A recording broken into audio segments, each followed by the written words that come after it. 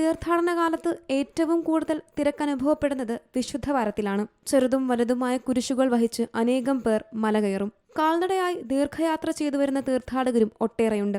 മലയടിവാരത്ത് മാർത്തോമാ ശ്ലീഹായുടെ രൂപത്തിനു മുന്നിൽ പ്രാർത്ഥനകൾ അർപ്പിച്ചാണ് മലകയറ്റം ആരംഭിക്കുന്നത്.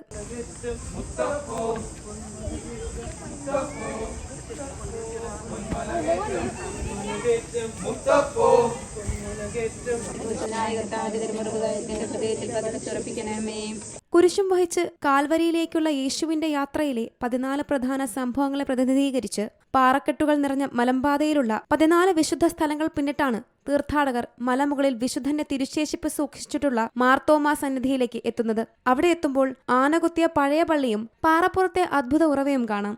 പിന്നീട് പൊൻകുരിശും വിശുദ്ധന്റെ കാൽപാദം പതിഞ്ഞ വിരിപ്പാറയും കണ്ട് തിരികെ ഇറക്കം.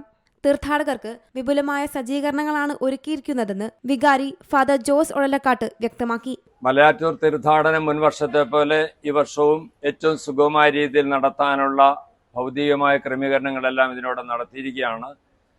രാത്രിയും പകലും മല കയറുന്നതിനുള്ള വെട്ടം, വെളിച്ചം, അതോടൊപ്പം തന്നെ സുരക്ഷിതമായ രീതിയിൽ മല കയറുന്നതിനുള്ള സംവിധാനങ്ങൾ, യാത്രാ സൗകര്യങ്ങൾ, ഇതെല്ലാം ഈ ദിവസങ്ങളിൽ വളരെ ഭംഗിയായ രീതിയിൽ ക്രമീകരിച്ചിട്ടുണ്ട്. കുരിശുമുടി പള്ളിയിൽ ദിവസവും രാവിലെ 5:30, 7:30, 9:30, വൈകിട്ട് 6:30 സമയങ്ങളിൽ കുർബാനയുണ്ട്. മുൻകൂട്ടി അറിയിച്ചു വരുന്ന ചെറിയ ഗ്രൂപ്പുകൾക്ക് ധ്യാനം, പ്രാർത്ഥന എന്നിവയ്ക്ക് സൗകര്യം ലഭ്യമാണ്. 24 മണിക്കൂറും മല കയറാം. നേരത്തെ അറിയിച്ചാൽ താഴത്തെ പള്ളിക്ക് സമീപം വിശ്രമത്തിനും താമസത്തിനും സ്ഥലം ലഭിക്കും. സീ മലയാളം ന്യൂസ്, കൊച്ചി.